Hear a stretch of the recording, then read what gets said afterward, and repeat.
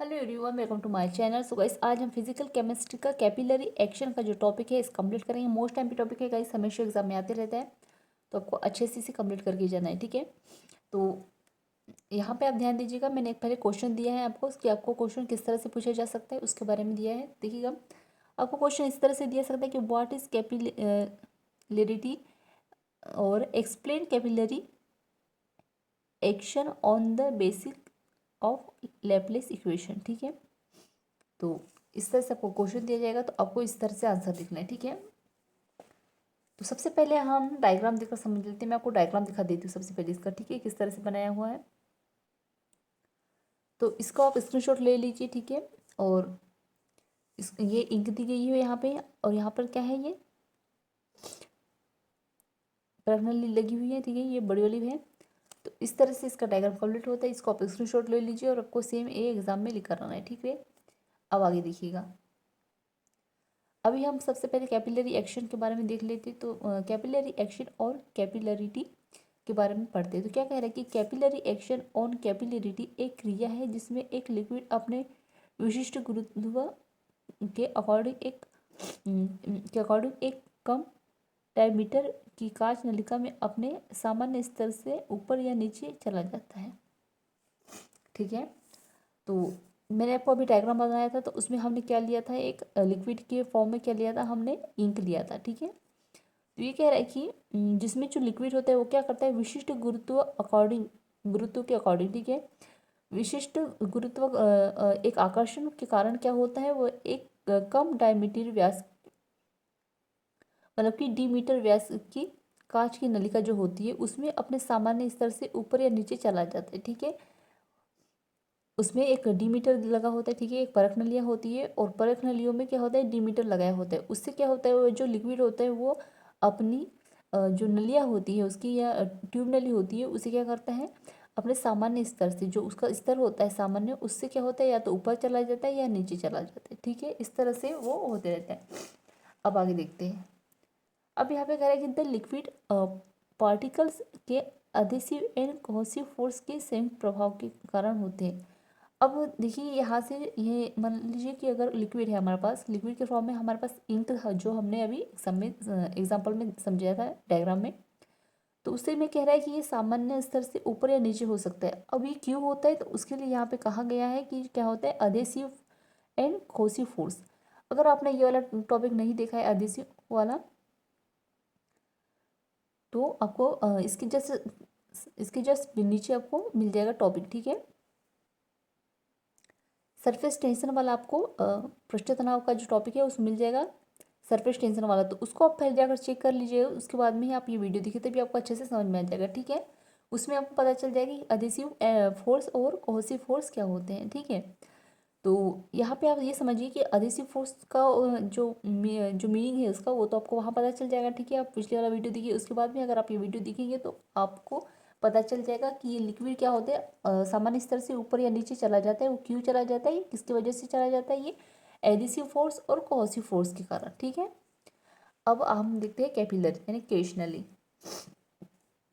तो कैपिलरी एक ऐसी खोखली नली जिसकी रेडियल्स बहुत कम हो तथा एक सामान्य कैपिलरी कहलाता है। ठीक है, मान लीजिए एक ऐसी जो नली होती है, केश नली होती है, एक ऐसी खोखली नली जिसका रेडिकस क्या होता है, बहुत कम हो। ठीक है, तथा एक सामान्य हो, तो इस चीज़ को क्या कहेंगे, हम केश नली कहेंगे। ठीक है, जिसमें अभी इंक भरा हुआ था। ठीक है ना, उस नली को आप कैपिलरी कह सकते हैं।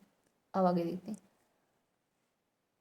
अब आगे कह रहा है कि केश नली के तत्व ऊपर चढ़ने या नीचे उतरने की क्रिया को केशिकत्व कहते हैं। ठीक है, अब यहाँ पे कह रहा है कि जो केशनली होती है उसका जो लिक्विड होता है वो ऊपर या नीचे ऊपर जाता है या नीचे आता है। ठीक है, तो इस प्रक्रिया को आप क्या कहते हैं, केशिकत्व कहते हैं। ठीक है, आगे देखेंगे। यहाँ पे डायग्राम दिया है छोटा सा। ठीक है, बॉल में, तो आप इसको भी एग्जाम में लिख लीजिएगा, स्क्रीनशॉट ले लीजिए। अब इसमें आगे दे रहा है कि expression for capillary rice.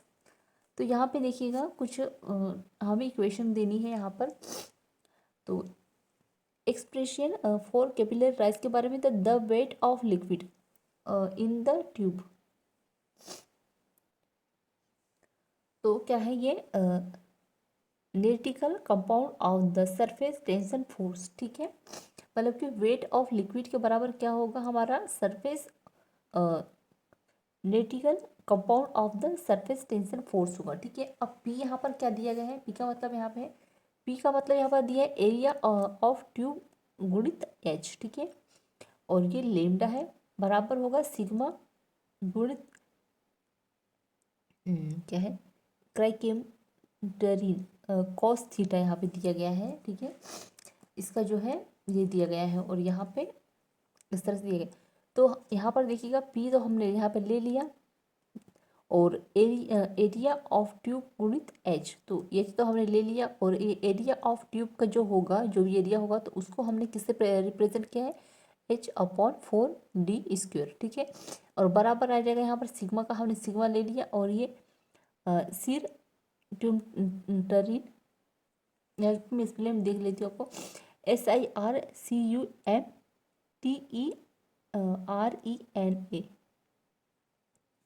Sorry NCE, ठीक है।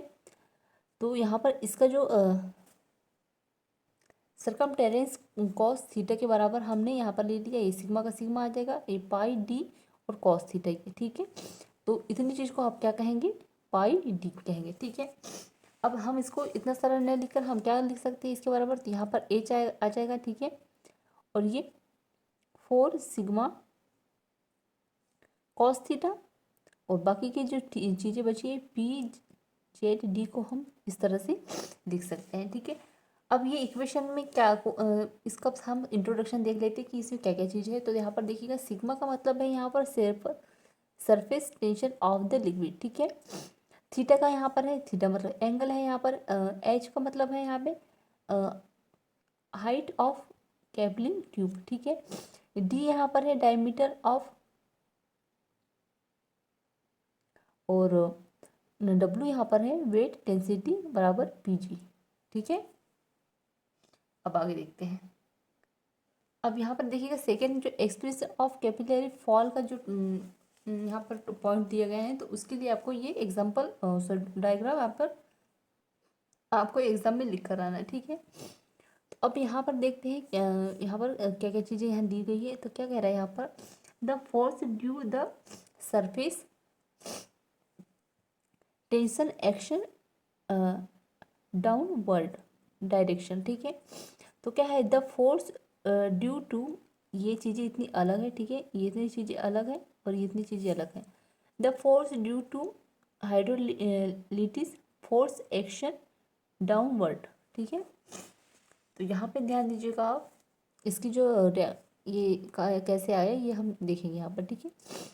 तो sigma pi D cos theta, ठीक है, जो भी यहाँ पर चीज़ें आई, और इसके बदले में हम लिख सकते हैं पी जी एच गुणित पाई अपॉन एच d²। तो अब हम इस सारी चीज़ों को इस तरह लिखकर हम क्या लिख सकते हैं, यहाँ पर लिख सकते हैं हम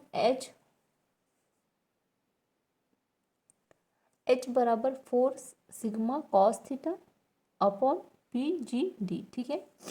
अब यहाँ पे क्या क्या चीज़ें की हमारी ज़रूरत पड़ी, तो इसका हम इंट्रोडक्शन देख लेते हैं यहाँ पर। तो क्या है यहाँ पर देखिएगा, सिग्मा का मतलब है यहाँ पर surface tension of the liquid है। थीटा का मतलब है यहाँ पर angle of constant between liquid and glass tube. H का मतलब यहाँ पे दिया है height of capillary fall. P का मतलब है डेंसिटी। जी का मतलब है ग्रेविटी। डी का मतलब है diameter of capillary tube. W का मतलब है weight of density minus PG, ठीक है। तो यहाँ पे जो है आपका टॉपिक एंड होता है। तो काफ़ी इजी सा टॉपिक था गाइस, आपको आई होप कि आपको अच्छे समझ में आ गया हो। सो प्लीज़ चैनल को लाइक सब्सक्राइब कर दीजिएगा, साथ ही बेल आइकन प्रेस कर दीजिएगा और कमेंट जरूर बताइएगा आपके नोट्स कैसे लगा। और अगर कोई आपको टॉपिक चाहिए तो आप वो भी मुझे कमेंट में बता सकते हैं, ठीक है। तो जल्दी जल्दी कमेंट में बता दीजिएगा आपको कौन सा टॉपिक चाहिए। उसके बाद में हम 3rd सेम के और 4th सेम के वीडियोस स्टार्ट करेंगे, ठीक है, बनाना। तो काफ़ी क्योंकि 1st सेम के और 2nd सेम के काफ़ी वीडियोस मैंने बना दिए हैं। और अगर आपको हमें से 1st सेम के नोट्स परचेस करने तो आप मुझे व्हाट्सएप मैसेज कर सकते हैं, डिस्क्रिप्शन व्हाट्सएप नंबर शेयर कर दूँगी। Thank you.